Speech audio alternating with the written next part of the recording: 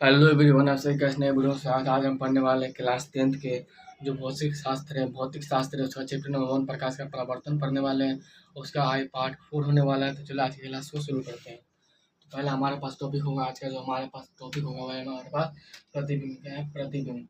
प्रतिबिंब को अंग्रेजी में इंग्लिश में कहते हैं इमेज। क्या कहते हैं? इमेज। तो प्रतिबिंब होता है क्या? देखो, हमारे पास जब हम जानते हैं तो प्रकाश होता है, तो हमारे पास परछाई होता है। ठीक है ना? परछाई होता है, जैसे मेरा परछाई इस बोर्ड पे बन रहा है। देखो, ये मेरा परछाई है। ठीक है ना? ये हाथ मेरा, ये परछाई, जो मेरा ये बना परछाई, इसे को कहते हैं प्रतिबिंब। क्या कहते हैं? प्रतिबिंब कहते हैं। तो प्रतिबिंब किसे कहते हैं? देखो, जब किसी प्रकाश की किरण, जब किसी आती प्रकाश की किरणें, आती प्रकाश की किरणें दर्पण से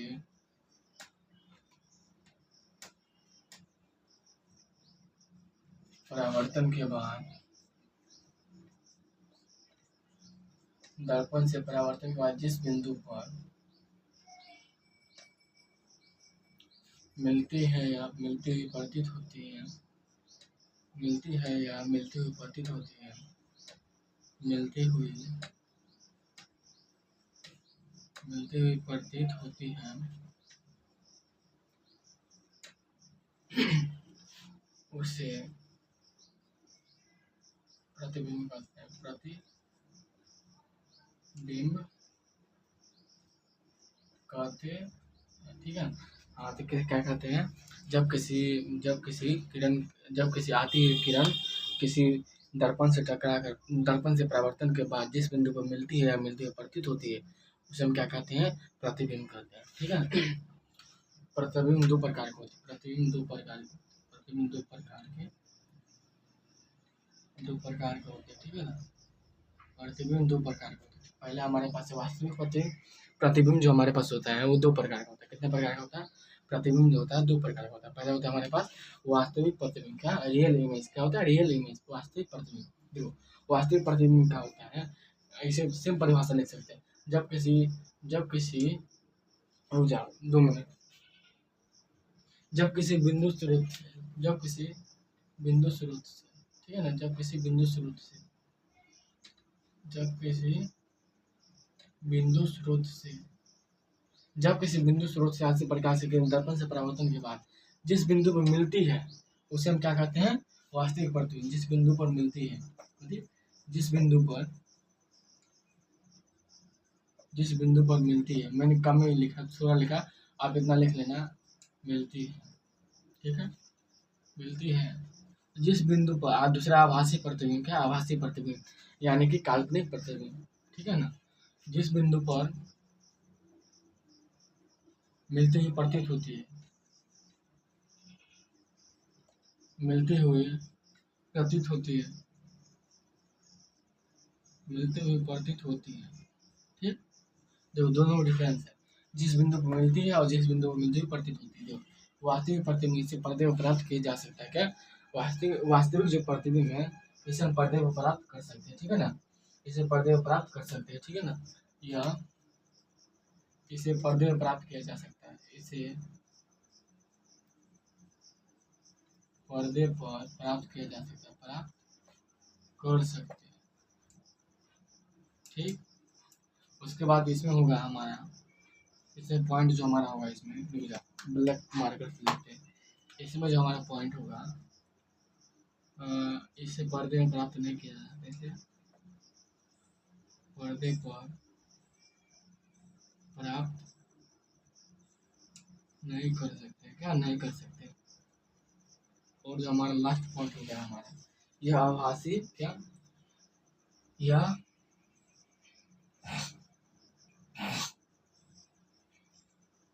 यह वास्तविक प्रतिबिंब। वास्तविक प्रतिबिंब वस्तु की अपेक्षा हमेशा उल्टा होता है।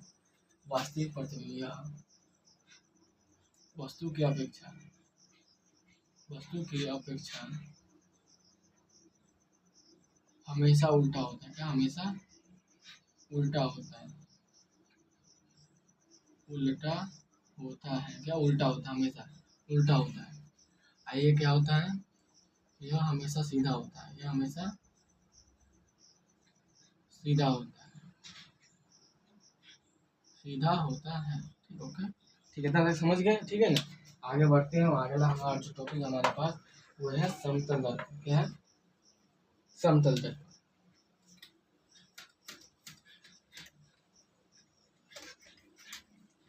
इसी में हम दर्पण पढ़ेंगे कि दर्पण क्या होता है, गोली दर्पण क्या होता है, दर्पण कितने प्रकार का होता है, सभी इसी वीडियो में हम देखने वाले हैं। और वीडियो अच्छा लगा होगा, समझ में आ रहा होगा, ठीक है ना। और वीडियो सच में अच्छा लग रहा होगा और देखने में भी ठीक रहा, समझ में आ रहा होगा तो कृपया चैनल को सब्सक्राइब कर दे, ठीक है ना। अगला जो हमारे पास है वो समतल दर्पण। क्या समतल दर्पण? देखो समतल दर्पण बहुत सिंपल, मैंने कल बताया था। क्या? समतल दर्पण कल नहीं बताया था, लेकिन मैंने ऐसे बताया था। ये होता है समतल दर्पण, ठीक है ना, कंघी टाइप का होता है। ये होता है हमारा समतल दर्पण। क्या होता है? समतल दर्पण, समतल दर्पण, ठीक है ना। ये होता है हमारा समतल दर्पण। देखो समतल दर्पण यही होता है कि जो सपाट होता है ना, सपाट, जिसपे प्रकाश का परावर्तन आराम से आसानी से हो जाए, उसे हम क्या कहते हैं? समतल दर्पण कहते हैं। क्या कहते हैं? समतल दर्पण कहते हैं। इसे हम ऐसे भी कर सकते हैं, समतल दर्पण पर लंबवत पड़ने वाले प्रकाश की किरणें परावर्तन के बाद उसी पथ पर लौट जाती है। यानी समतल दर्पण, समतल दर्पण पर पड़ने वाली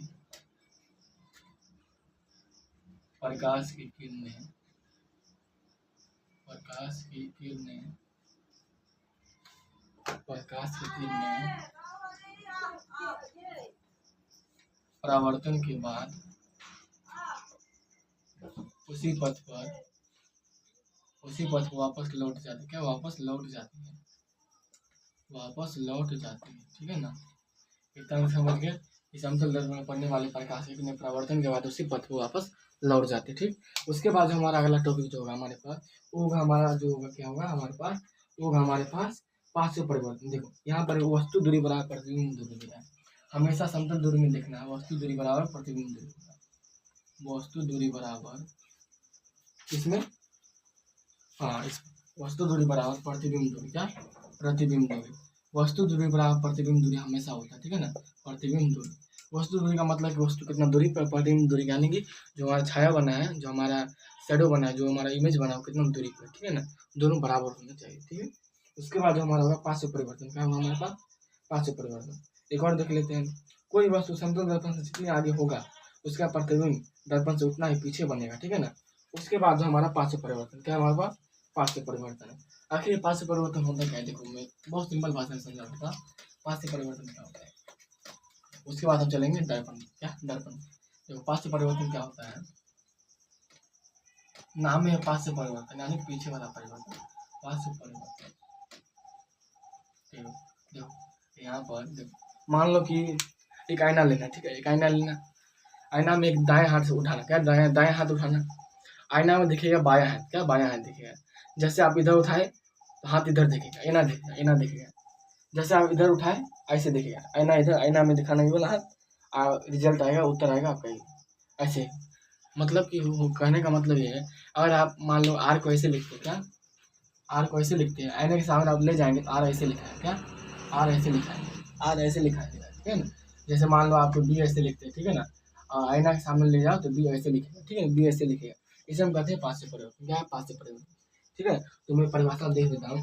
जब हम अपने प्रतिबिंब को दर्पण में देखते हैं तो हम पाते हैं कि वह हर तरह से हमारे ही समान है, परंतु ध्यान देखने पर एक अंतर पता चलता है।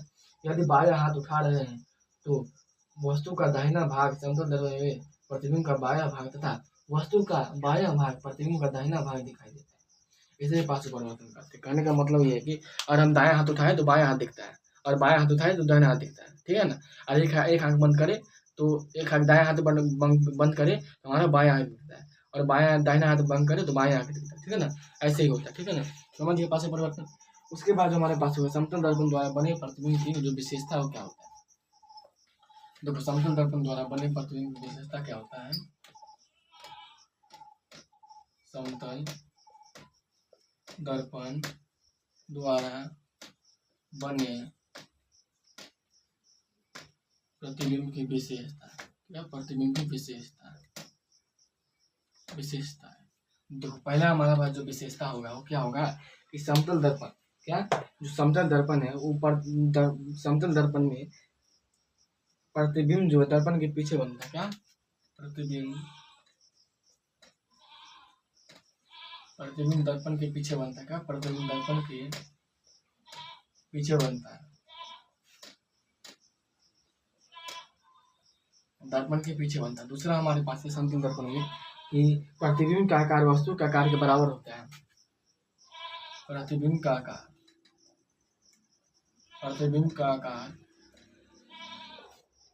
वस्तु के आकार का बराबर होता है। वस्तु के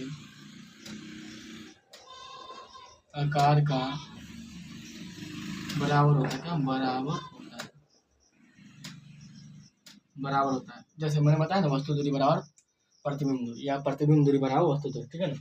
तीसरा नंबर पर हमारा हो जाएगा हमारे पास, जो हमारे तीसरा नंबर पर होगा, क्या होगा हमारे पास कि प्रतिबिंब वस्तु की अपेक्षा सीधा होता है। मैंने बताया था ना, प्रतिबिंब वस्तु की अपेक्षा सीधा होता है। प्रतिबिंब वस्तु की अपेक्षा सीधा होता है। क्या, सीधा होता है या सीधा बनता है, ठीक है, ओके। और चौथा नंबर भी हमारा हो जाएगा। देखो 5 पॉइंट कम से कम होना चाहिए। चौथा पॉइंट है प्रतिबिंब पार्श्विक रूप से उल्टा होता है। देखो प्रतिबिंब जो होता है, प्रतिबिंब पार्श्विक रूप से उल्टा होता है। क्या, उल्टा होता है। ठीक है ना, उल्टा होता है। ठीक है।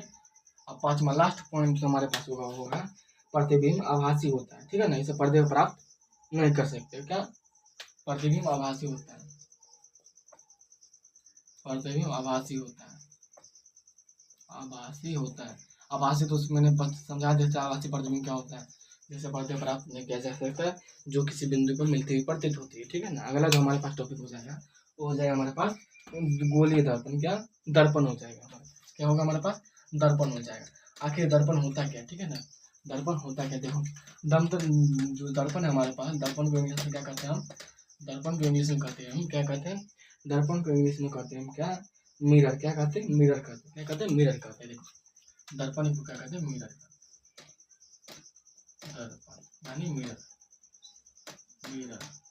तो मिरर क्या होता है, जब किसी चिकना सतह से प्रकाश के परावर्तन होता है उसे हम क्या कहते हैं, उसे हम नियमित परावर्तन कहते हैं। ठीक है, इतना तक समझिए।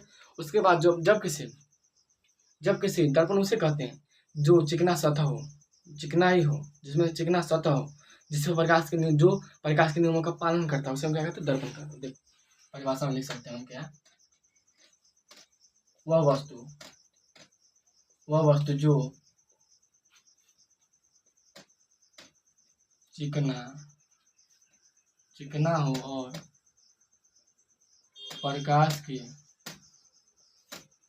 प्रकाश के परावर्तन के नियमों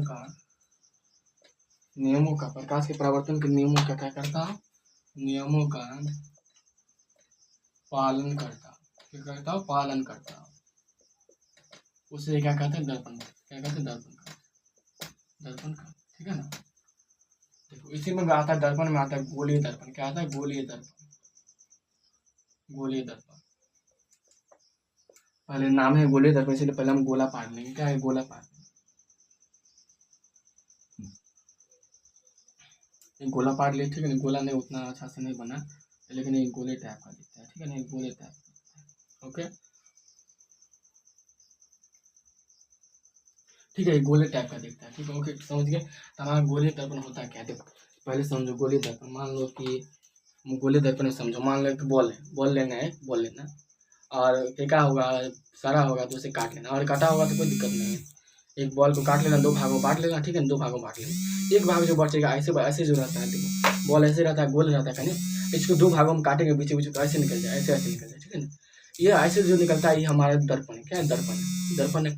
ये अवतल दर्पण है, जो बाहर से रजित हो, या अवतल दर्पण हो जो अंदर से धंसा हुआ हो, क्या है, उत्तल दर्पण। ठीक है ना, ओके, इतना देख समझ गए। तो गोलीय दर्पण होता क्या है कि गोलीय दर्पण उस दर्पण को कहते हैं जिसका परावर्तक सतह किसी खोखले गोले का भाग होता है। वह दर्पण